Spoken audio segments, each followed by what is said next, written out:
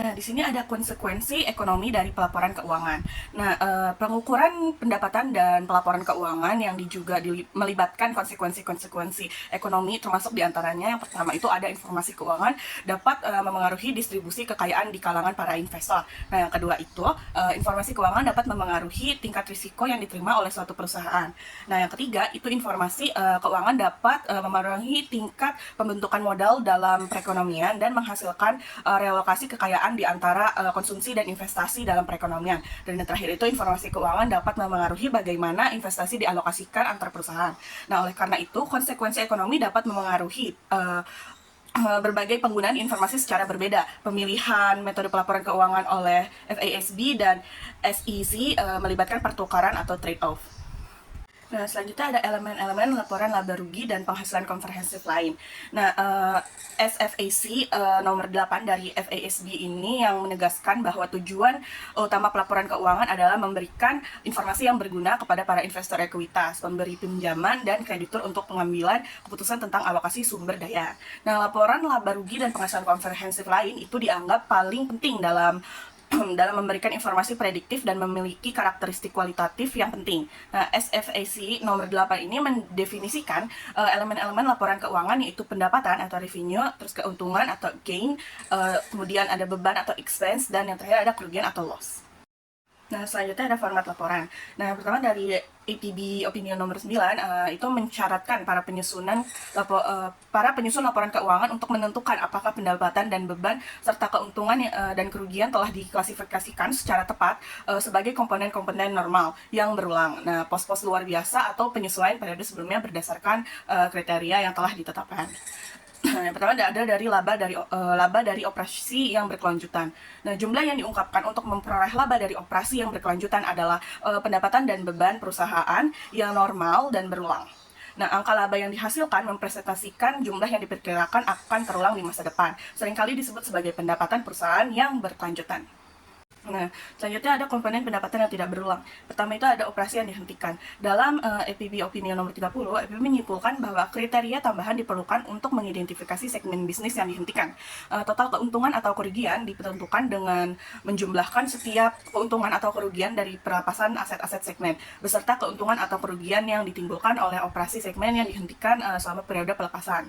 Lalu ada pos-pos luar biasa. Nah, pos-pos luar biasa awalnya didefinisikan di dalam APB nomor 9 itu sebagai peristiwa dan transaksi yang berdampak material yang tidak diperkirakan akan sering terjadi dan tidak akan dianggap sebagai faktor-faktor berulang dalam setiap evaluasi dari proses operasi bisnis yang biasa. Nah, kegunaan pos-pos luar biasa ini sesuai definisi yang berlaku saat akhirnya dikaji pada tahun 1973, dan APB menyimpulkan bahwa pos-pos serupa dari pendapatan dan pengeluaran tidak diklasifikasikan dengan cara yang sama di seluruh spektrum perusahaan bisnis.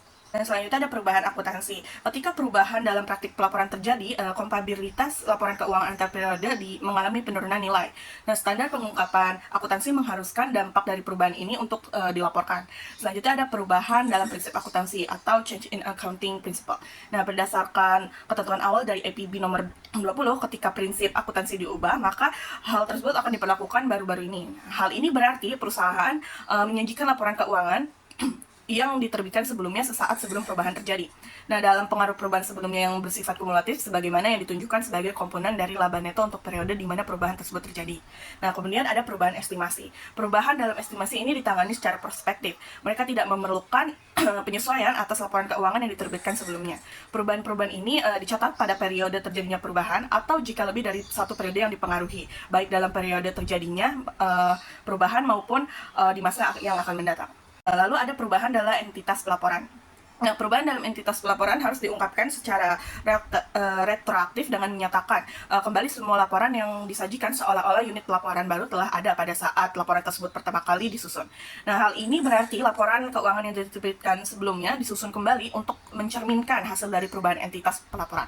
Nah, laporan keuangan juga harus menunjukkan sifat perubahan dan alasan perubahannya. Nah, lalu ada kesalahan. Nah, kesalahan didefinisikan sebagai penyesuaian periode sebelumnya oleh FASB SC 250 pada periode di mana kesalahan ditemukan, sifat kesalahan dan pengaruhnya terhadap laba operasi, laba neto, dan jumlah per lembar saham yang terkait harus diungkapkan. Nah, terkait periode sebelumnya yang terpengaruh akan dilaporkan untuk tujuan komparatif, yang mana informasi yang diperbaiki harus diungkapkan untuk periode di mana hal tersebut terjadi. Nah, lalu ada laba per lembar saham.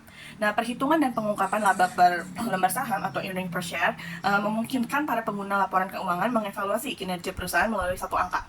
Nah, selain itu, pengguna laporan laba rugi dan penghasilan komprehensif lain sebagai sumber informasi yang utama oleh para pengambil keputusan telah menghasilkan kebutuhan untuk mengungkapkan jumlah laba yang didapatkan oleh berbagai kelompok investor yang berbeda.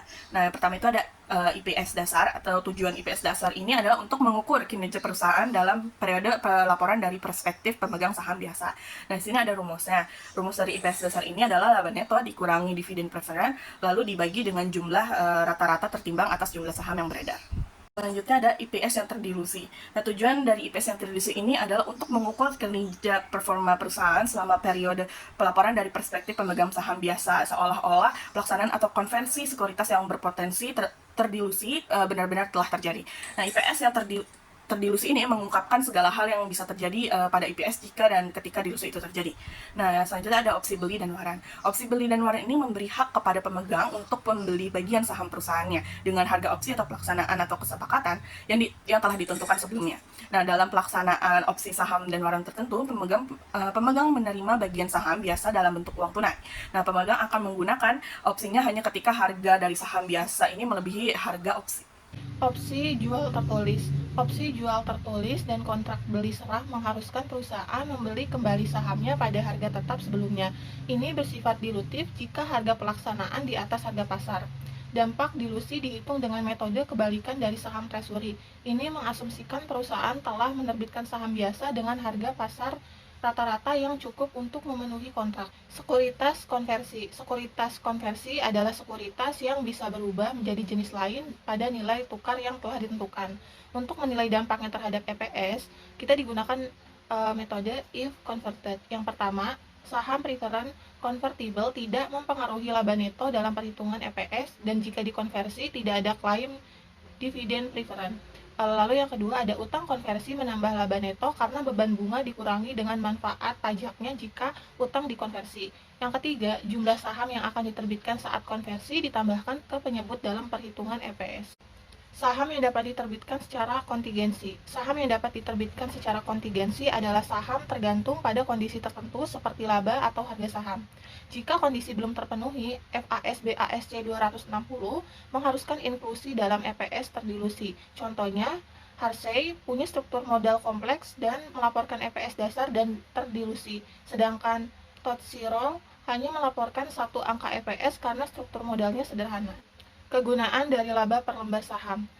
Tujuan data EPS bagi investor adalah memberikan gambaran tentang nilai perusahaan dan proyeksi dividen. Terdapat perdebatan apakah EPS seharusnya berdasarkan data historis atau proyeksi. Badan akuntansi umumnya memilih data historis. EPS adalah indikator penting dalam mengevaluasi kinerja perusahaan dan sering digunakan untuk memprediksi dividen dan harga saham. Meskipun beberapa berpendapat bahwa penggunaan ukuran yang memproyeksikan arus kas mungkin lebih baik.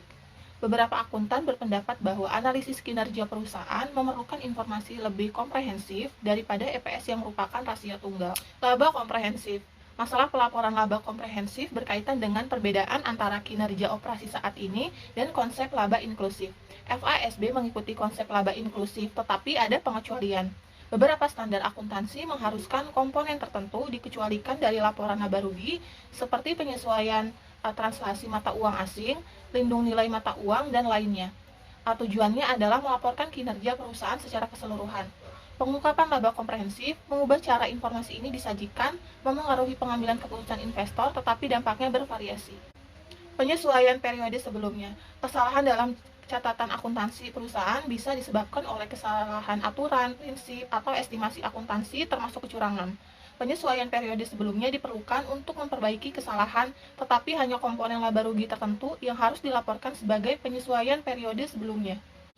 Inisiatif penyederhanaan. Pada Juni 2014, FASB mengumumkan inisiatif penyederhanaan standar akuntansi dengan menambahkan proyek-proyek ke agenda mereka untuk meningkatkan kegunaan informasi dan mengurangi kompleksitas dalam pelaporan keuangan, termasuk pos luar biasa, penurunan nilai persediaan, akuntansi computing, pengukuran aset program pensiun manfaat pasti, dan penyajian biaya utang. Usulan format untuk laporan laba komprehensif. Pada tahun 2001, FASB dan IASB mulai proyek pelaporan kinerja keuangan secara independen, kemudian bergabung pada tahun 2004. Tujuannya adalah meningkatkan kegunaan informasi dalam laporan keuangan.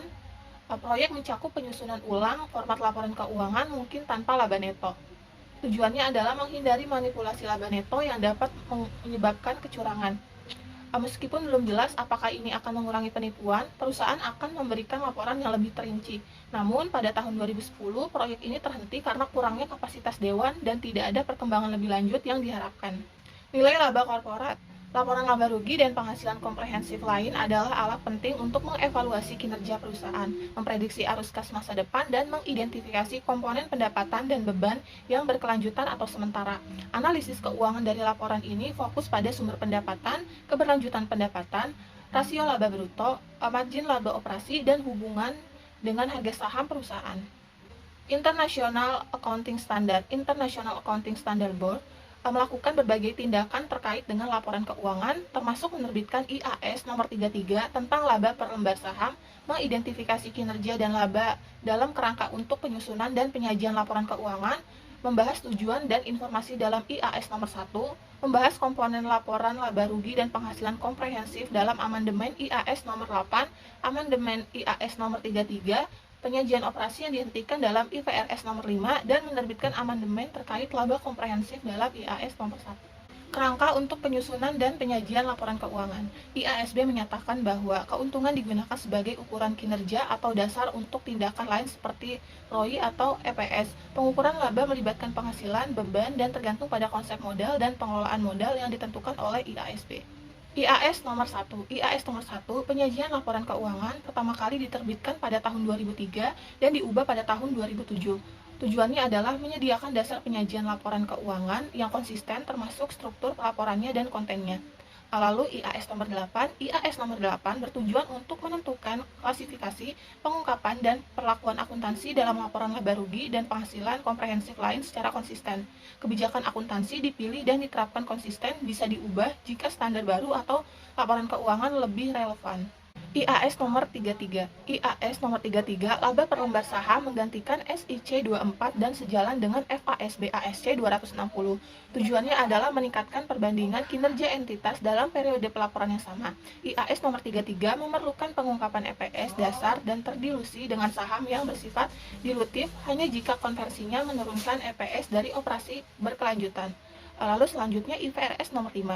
IFRS nomor 5 menggantikan IAS nomor 35 dan mengatur akuntansi aset tidak lancar yang dimiliki untuk dijual. Aset tersebut diukur dengan nilai tercatat terendah dan nilai wajar dikurangi biaya penjualan. Amandemen IAS nomor 1. Pada tahun 2011, IASB mengeluarkan amandemen untuk IAS nomor 1 mengenai penyajian laporan keuangan. Sebagai hasilnya, amandemen IAS nomor 1 memungkinkan entitas untuk memilih antara satu atau dua laporan dan hanya merevisi cara penghasilan komprehensif lainnya disajikan dengan memerlukan subtotal terpisah untuk elemen yang dapat didaur ulang seperti lindung nilai arus kas dan translasi mata uang asing sesuai dengan IFRS nomor 9. Selanjutnya ada pendekatan pengukuran kegunaan keputusan. Pendekatan pengukuran terhadap kegunaan keputusan ini menyeratkan penggunaan nilai arus yang lebih besar dalam laporan keuangan yang tepat. Nah, pendekatan pengukuran untuk kegunaan keputusan adalah pendekatan pelaporan keuangan di mana akuntan melakukan tanggung jawab untuk memasukkan nilai-nilai arus ke dalam laporan keuangan yang tepat, dan memberikan hal ini dapat dilakukan dengan kehandalan yang masuk akal sehingga mengenali kewajiban yang meningkat untuk membantu investor untuk memprediksi kinerja dan nilai perusahaan. Lalu, apakah pasar saham efisien sepenuhnya? Nah, premis dasar pertanyaan ini adalah rata-rata perilaku investor tidak terkait dengan teori keputusan rasional dari model investasi. Nah, teori dan bukti psikologis juga menunjukkan bahwa individu sering bersifat overconfident. Mereka overestimate informasi penting yang mereka kumpulkan sendiri. Nah, misalnya investor yang meneliti perusahaan secara mandiri mungkin akan bereaksi berlebih terhadap bukti yang mereka raih dan bereaksi sebaliknya terhadap informasi baru yang tidak berkaitan dengan informasi yang mereka kumpulkan sendiri. Nah, juga terdapat karakter individu lainnya, yaitu representatif. Nah, di sini individu menitik beratkan pada bukti atau fakta yang konsisten dengan pandangan individu atas populasi di mana bukti itu berasal. Lalu ada prospektif teori. Nah, teori prospek ini memberikan alternatif berdasar perilaku pada teori keputusan rasional.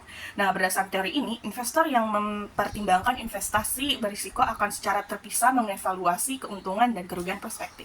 Nah, teori ini berlawanan dengan teori keputusan di mana investor mengevaluasi keputusan yang dibuat dalam konteks menilai akibatnya terhadap total kekayaan yang mereka miliki. Nah, teori prospek mengasumsikan loss aversion, perilaku di mana individu tidak menyukai kerugian walaupun sangat kecil. Nah, hal ini menyebabkan efek disposisi, di mana investor menunjukkan pengambilan risiko dengan respek pada rugi. Selanjutnya is beta deal. Nah, implikasi dari CEPM adalah beta saham, yaitu determinan spesifik perusahaan tunggal atas harapan pengembalian dari saham. Nah, Fama dan Friends itu menemukan bahwa beta dan CEPM memiliki kemampuan kecil untuk menjelaskan return saham. Nah, mereka menemukan bahwa book to market ratio dan ukuran perusahaan lebih signifikan dalam menjelaskan keuntungan sekuritas. Nah, hasil penelitian Fama dan Friends ini menghasilkan beta mati. Nah, sebaliknya, Kotari, Shanken, dan Swan itu menemukan bahwa dalam jangka waktu lama, itu dari 1941 sampai 1990, beta merupakan prediktor signifikan atau return. Nah, behavior finance menyediakan perspektif yang berbeda atas validitas CEPM dan beta. Nah, perilaku return saham yang tidak konsisten ini dengan CEPM dipandang sebagai bukti dari ketidakefisienan pasar. Dari sudut pandang akuntansi, luas beta bukan ukuran risiko spesifik perusahaan yang relevan, di mana beta hanya meningkatkan peran laporan keuangan dalam melaporkan informasi berisiko, yang artinya bahwa beta is not it. Kemudian ada excess stock market volatility. Nah, penjelasan yang mungkin untuk inefisiensi nyata ini adalah bahwa faktor perilaku meningkatkan volatilitas pasar saham. Nah, misalnya model momentum Daniel Fischhofer dan Subramaniam ini menyeratkan kelebihan volatilitas pasar sebagai harga saham overshoot dan kemudian terjatuh kembali. Nah, argumen yang berbeda dibuat oleh DeLong, Schellifer, Summers, dan Waldman. Nah, itu mereka mengasumsikan pasar modal dengan investor umpan balik rasional dan positif. Investor umpan balik positif adalah mereka yang membeli di bawah harga saham mulai naik dan sebaliknya. Ada stock market bubbles. Nah, stock market bubbles adalah harga saham meningkat jauh dari nilai fundamental yang menggambarkan kasus ekstrim dari volatilitas.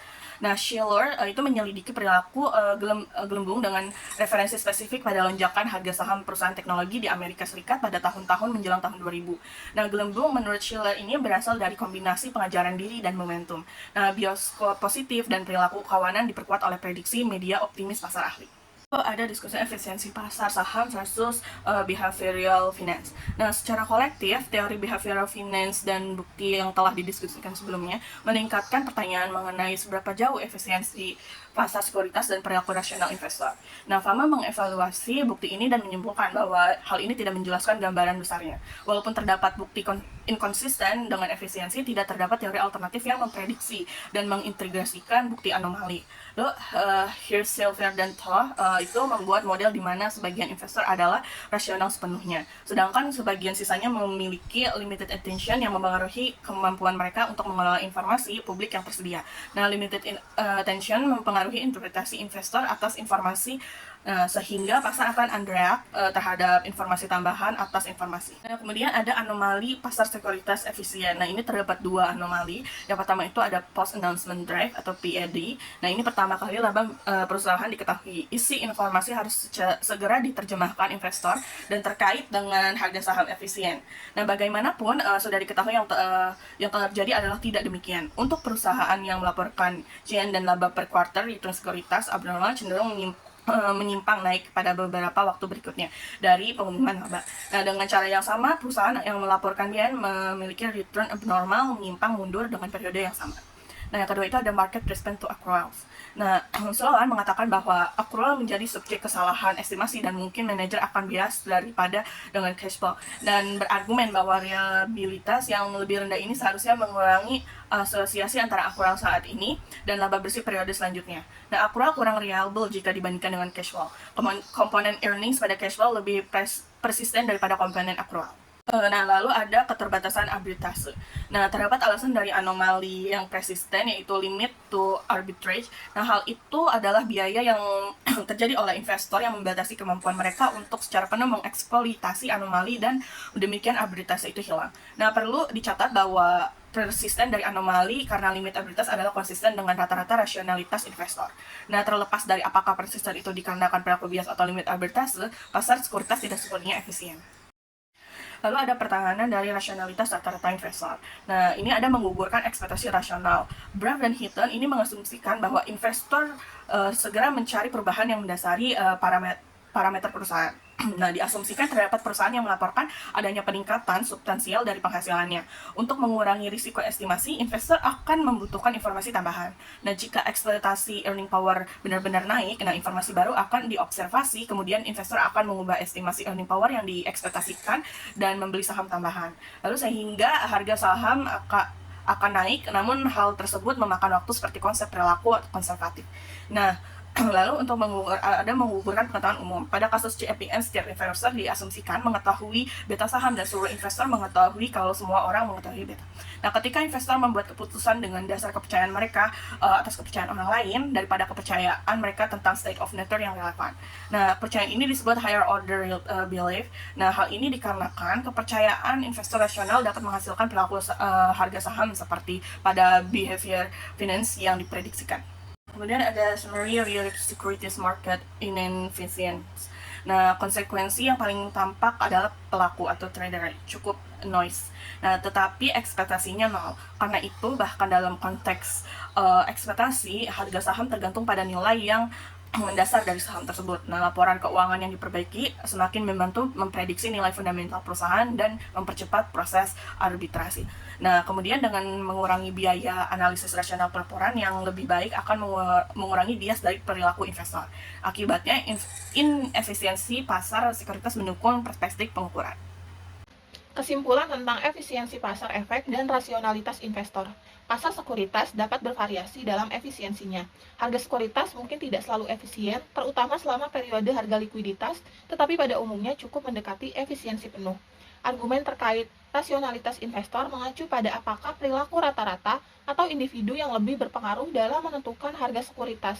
Meskipun argumen kuat untuk model rasional, implikasinya serupa dengan model perilaku dalam pengukuran nilai-nilai saat ini dalam laporan keuangan yang dapat membantu investor meningkatkan pengambilan keputusan. Alasan lain yang mendukung pendekatan pengukuran. Peningkatan perhatian terhadap pengukuran dalam pelaporan keuangan dapat meningkatkan kegunaan pengambilan keputusan. Pasar sekuritas tidak selalu efisien seperti yang diperkirakan sebelumnya, sehingga investor memerlukan lebih banyak bantuan dalam menilai kinerja perusahaan di masa depan. Teori surplus bersih Olson menyatakan bahwa nilai perusahaan dapat dinyatakan dalam variabel laporan laba rugi dan neraca. Rendahnya relevansi nilai informasi laporan keuangan. Penelitian menunjukkan bahwa harga sekuritas merespons informasi laba bersih, tetapi responnya kecil. Relevansi nilai laporan keuangan dipertanyakan karena hanya sebagian kecil perubahan harga saham yang dapat dikaitkan dengan laba bersih. Penelitian juga menunjukkan penurunan dalam ukuran relevansi nilai seiring berjalannya waktu. Meskipun retur saham abnormal dapat meningkat. Informasi laporan keuangan tidak dapat menjelaskan semua variabilitas abnormal retur karena faktor lain seperti persepsi resiko dan biaya modal juga mempengaruhi harga saham. Teori surplus bersih Olson. Teori surplus bersih berpengaruh besar terhadap penelitian akuntansi keuangan. Ini memperbaiki prediksi laba dengan menggunakan informasi laporan keuangan terkini, meningkatkan estimasi goodwill yang tidak tercatat, dan menghasilkan keputusan investasi yang lebih baik. Teori ini juga mengurangi potensi kesalahan investor dalam memperkirakan nilai perusahaan. Tanggung jawab hukum auditor. Pendekatan pengukuran mengalami tekanan dari kegagalan perusahaan besar, terutama simpan pinjam di Amerika Serikat pada tahun 1980-an dan awal 1990-an 1990-an. Kegagalan ini menciptakan tekanan yang mengarah pada pendekatan pengukuran yang kurang tepat seperti perdagangan keuntungan dan penilaian aset berlebihan. Auditor pun terkena tekanan untuk melonggarkan standar audit. Pentingnya perilaku etis dan konservatisme bersyarat dalam menghadapi tekanan tersebut. Konservatisme bersyarat meningkatkan setelah periode kegagalan simpan pinjam terkait dengan litigasi terhadap auditor. Meskipun kerugian investor juga terjadi karena pernyataan yang terlalu rendah, tuntutan hukum yang timbul jarang terjadi karena asimetri kerugian. Kesimpulan pendekatan pengukuran terhadap kegunaan keputusan. Pertanyaan mendasar mengenai rasionalitas investor dan efisiensi pasar telah diajukan. Pasar mungkin tidak sepenuhnya efisien, dan teori perilaku menyatakan bahwa investor mungkin memerlukan bantuan dalam menginterpretasi informasi akuntansi. Namun, teori pasar efisien tetap relevan dalam panduan pelaporan keuangan. Relevansi informasi akuntansi masih memiliki potensi untuk ditingkatkan, terutama dalam hal laba bersih. Pendekatan pengukuran seperti teori surplus bersih Olson menggarisbawahi peran penting informasi akuntansi dalam menentukan nilai perusahaan. Meskipun demikian, ada masalah reliabilitas dalam pengukuran ini. Akhirnya, nilai saat ini akan menjadi fokus dalam pelaporan keuangan, tetapi komponen nilai pasar juga tetap penting. Standar nilai saat ini terus berkembang dalam beberapa tahun terakhir.